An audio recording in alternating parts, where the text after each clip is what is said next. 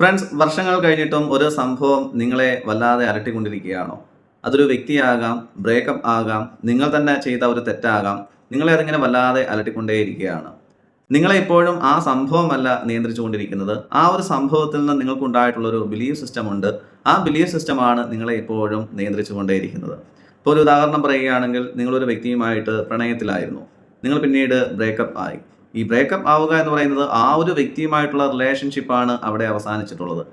എന്നാൽ മൈൻഡ് അവിടെ ബിലീവ് ചെയ്യുന്നത് നിങ്ങളത്ര പോരാ, അതല്ലെങ്കിൽ ആരെയും അങ്ങനെ സ്നേഹിക്കാൻ കൊള്ളില്ല എന്നുള്ള രീതിയിലാണ് മൈൻഡ് ബിലീവ് ചെയ്യുന്നത്. ആ രീതിയിലുള്ളൊരു ബിലീവ് സിസ്റ്റം അവരുടെ മനസ്സിലുണ്ടാകുന്നു. ഇതുപോലെ തന്നെ ഓരോരുത്തരുടെയും പാസ്റ്റിൽ എന്താണോ സംഭവിച്ചിട്ടുള്ളത് അതിനനുസരിച്ചിട്ടുള്ള ഒരു ബിലീവ് സിസ്റ്റം അവരുടെ മൈൻഡിൽ ഉണ്ടാകുന്നു എന്നുള്ളതാണ്. ഫ്രണ്ട്സ്, ഈ പാസ്റ്റ് വിട്ടെങ്കിൽ മാത്രമേ നമുക്ക് പുതിയൊരു തുടക്കം കുറിക്കുവാൻ കഴിയുകയുള്ളൂ. അതല്ല എങ്കിൽ വീണ്ടും ഒരു അവസരം വരുമ്പോൾ, അല്ലെങ്കിൽ ഒരു വ്യക്തിയുമായിട്ടുള്ള റിലേഷൻഷിപ്പിലേക്ക് നിങ്ങൾ കടക്കുമ്പോൾ അവിടെ നിങ്ങൾക്ക് വല്ലാത്ത രീതിയിലുള്ള ഒരു സംശയദൃഷ്ടിയോടുകൂടി അതിനെ നോക്കിക്കാണേണ്ടി വരും. അത് നിങ്ങളുടെ അവസരങ്ങളെയും നിങ്ങളുടെ വ്യക്തികളുമായിട്ടുള്ള ബന്ധങ്ങളെയും അത് നഷ്ടപ്പെടുത്തുക തന്നെ ചെയ്യും. അങ്ങനെയെങ്കിൽ ഈ പാസ്റ്റിനെ വിട്ടുകളയുവാനുള്ള ഒരു പവർഫുൾ എക്സസൈസിലേക്ക് നമുക്ക് കടന്നാലോ? അതിനു മുൻപ് നമ്മുടെ ചാനലൊന്ന് ജസ്റ്റ് ഒന്ന് ഫോളോ ചെയ്യുക. ഇനി ആ എക്സസൈസ് ഇങ്ങനെയാണ്: നിങ്ങളൊരു ബുക്ക് എടുക്കുക, അല്ലെങ്കിൽ പേപ്പർ എടുക്കുക. അതിനുശേഷം നിങ്ങൾ ക്യാരി ചെയ്യുവാൻ ആഗ്രഹിക്കാത്ത ഒരു പെയിൻ ഉണ്ട്. ആ പെയിൻ എന്താണോ അത് വൃത്തിയായിട്ട് എഴുതുക. ഒന്നോ രണ്ടോ വാക്കുകളിലോ വാചകങ്ങളിലോ ഒതുക്കരുത്. നല്ല രീതിയിൽ തന്നെ എക്സ്പ്ലെയിൻ ചെയ്ത് അതൊന്ന് എഴുതുക.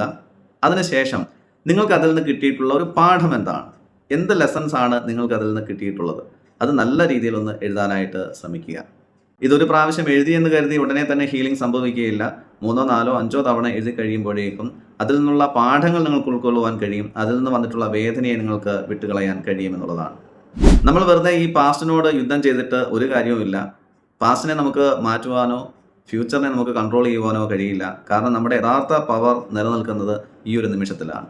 ഫ്രണ്ട്സ്, നിങ്ങൾ റിലേഷൻഷിപ്പ് പെയിനിൽ നിന്നും പേഴ്സൺ അഡിക്ഷനിൽ നിന്നും പുറത്തു കിടക്കുവാൻ ആഗ്രഹിക്കുന്നുവെങ്കിൽ ഡിസ്ക്രിപ്ഷൻ ബോക്സിൽ കാണുന്ന നമ്പറിൽ കോൺടാക്റ്റ് ചെയ്യുക. തീർച്ചയായിട്ടും നിങ്ങൾക്കത് നിങ്ങളുടെ ലൈഫിൽ നിന്ന് റിമൂവ് ചെയ്യുവാൻ കഴിയും. Okay friends.